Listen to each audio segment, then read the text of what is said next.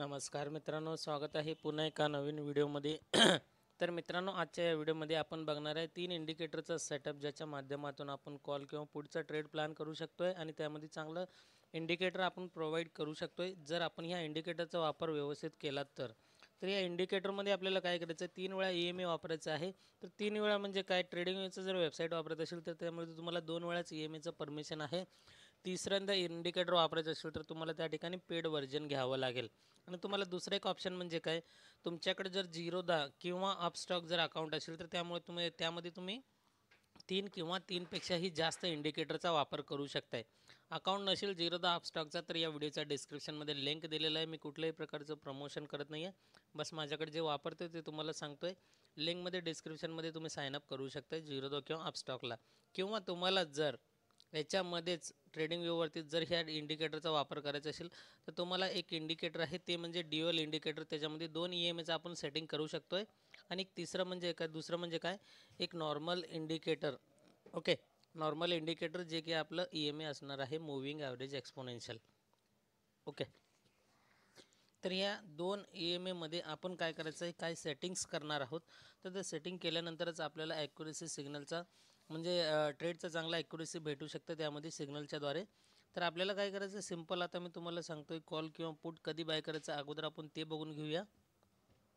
Okay, तर इथं आता या ठिकाणी बघा, तुम्ही बरेचसे असे इंडिकेटर्स बघितले असतील की ज्याच्यामध्ये माध्यमातून मी सांगितलेलं होतं की EMAच्या एका लाईनला जर दुसऱ्या लाईननं क्रॉस वरच्या साईडला केलं तर आपण कॉल बाय करायचं, तर त्याच लाईनला जर खालच्या साईडला क्रॉस केलं तर आपण पुट बाय करायचं. हे तर बरेचसे व्हिडिओजमध्ये बरेचसे कॉन्सेप्टमध्ये आपण बघितलेलं आहे. याच्यामध्ये पण तेच आहे, पण याच्यामध्ये तुम्हाला काय ट्रेंड पण कळणार की मार्केट अप ट्रेंड आहे का डाऊन ट्रेंड आहे. जर अप ट्रेंड असेल तर तुम्हाला फक्त कॉलमध्येच ट्रेड घ्यायचा आहे, डाऊन ट्रेंड असेल तर तुम्हाला फक्त पुटमध्येच ट्रेड प्लॅन करायचं आहे. तर याच्यामध्ये आपण ते कसं समजणार सगळ्या गोष्टी, तर त्यासाठी व्हिडिओला स्किप न करता बघा. व्हिडिओ आवडत असेल तर व्हिडिओला पटकन एक लाईक करा. तर आपण सर्वात आधी एक कॉल कसं कधी बाय करायचं आपण ते उदाहरण घेऊया. त्यानंतर आपण पुढचं पुटमध्ये बघूया. मग शेवटीला आपण काय करूया, थोड्याच वेळात आपण इंडिकेटरचं सेटिंग पण बघणार आहोत. ओके, तर इथं आपण ज्या वेळेस तुम्ही इथं बघू शकता, इथं एक निळा आणि एक काळा कलरचं लाईन जे दिसतंय तुम्हाला. ओके, निळा आणि काळा कलरचं, जर लाल कलरचं लाईन काळ्या कलरला क्रॉस करून वरती जात असेल, नीट लक्ष द्या, लाल कलरचं लाईन काळ्याला क्रॉस करून वरती जाऊन क्लोज होत असेल तर आपण फक्त कॉलमध्ये एंट्री करायचं आहे. आणि त्या कॅन्डलवरती, ज्या कॅन्डलवरती आपण एंट्री करणार त्या कॅन्डलच्या लोवरती आपण SL लावणार. वरती टार्गेट तुम्हाला काय करायचं आहे, स्कॅल्पिंग करा 1:1. जेवढं तुम्ही SLचं लावलं असतं त्या रेंजमध्ये 1:1. किंवा तुम्ही त्या ठिकाणी SL ट्रेल पण करू शकताय. SL ट्रेल करत तुम्ही कंटिन्युअसली वरचे टार्गेट पण घेऊ शकताय. ओके, तर हे 2 तुम्हाला ऑप्शन मी दिलेलं आहे या ठिकाणी कॉलमध्ये. तर इथं अजून एक सांगतो तुम्हाला मी, आता कॉलमध्ये इथे एक उदाहरण बघा, एक सिंपल उदाहरण, इथं पण एकदम क्लिअर समजेल तुम्हाला. तर आता इथं काय झालेलं आहे, काळ्या कलरला लाल कलरनं इथं क्रॉस केलेला आहे. क्रॉस करून इथं वरती क्लोज व्हायला पाहिजे, पण कुठं, या तिन्ही लाईनच्या जर वरती असेल तर आपण काय करणार, कॉलमध्ये ट्रेड करणार. जे पण कॅन्डल क्रॉस करून वरती क्लोज करेल त्या कॅन्डलचा हाय ब्रेकवरती कॉलमध्ये एंट्री, आणि त्याच कॅन्डलच्या लोवरती SL. वरती टार्गेट 1:1 स्कॅल्पिंग करा किंवा तुम्ही SL ट्रेलिंग करून अशा प्रकारचे टार्गेट्स वरचे घेऊ शकताय. ओके, तर हे झालं कॉल साईडचं. आता तुम्हाला थोडक्यात पुट साईडचं सांगतोय आणि तुम्हाला ते पण सांगतो की ट्रेंड कसं ओळखायचं. थोडाच वेळ फक्त ते पण सांगणार आहे तुम्हाला. कॉल साईडचे 2 एक्झाम्पल उदाहरण दिलेलं आहे तुम्हाला. आता पुटमध्ये ट्रेड कधी करायचं, पुटमध्ये एंट्री कधी मारायचं, ज्या वेळेस लाल कलर काळ्या कलरच्या लाईनला क्रॉस करून खाली क्लोज करेल आणि ते क्लोज केलेलं कॅन्डलचं लो एखादं दुसरं कॅन्डल ब्रेक करत असेल तर इथं आपण एंट्री करणार पुटमध्ये, आणि त्याच कॅन्डलच्या हायवरती आपण लावणार SL. ओके, सिंपल SL लावणार, खाली 1:1 घ्या स्कॅल्पिंग, किंवा तुम्ही SL ट्रेलिंग करून खालचे मोठमोठे टार्गेट तुम्ही घेऊ शकता. पण SL हे कंपल्सरी तुम्हाला फॉलो करायचं म्हणजे करायचंच आहे. ओके, आता पुढचं हे एक एक्झाम्पल बघितलं. आता पुढचं इथं एक एक्झाम्पल बघूया आपण.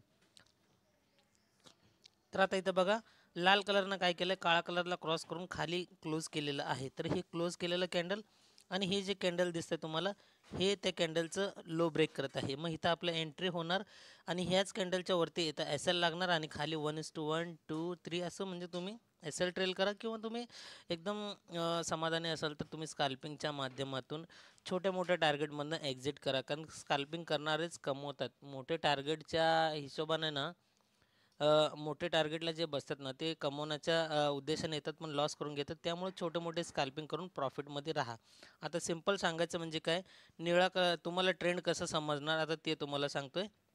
शेवटचा मुमेंट जर समजा हे तुम्हाला जे दिसतं इथं निळ्या कलरच्या लाईनच्या वरती जर असेल की मार्केट, तर समजून घ्या मार्केट फक्त अप ट्रेंड आहे आणि अप ट्रेंडमध्ये फक्त आणि फक्त आपल्याला सी बायचाच विचार करायचा आहे, कॉल बायचाच विचार करायचा आहे, पुढचा विचार करू नका.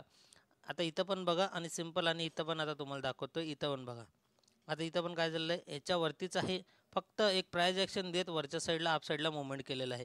निळ्या लाईनच्या वरती असेल तर कॉल बाय करा आणि निळ्या लाईनच्या अशा प्रकारे खाली असेल तर तुम्हाला फक्त पुढचाच विचार down up down up down up down, म्हणजे काय प्राइज ॲक्शन देत खाली गेलेलं आहे किंवा प्राइज ॲक्शन देत वर.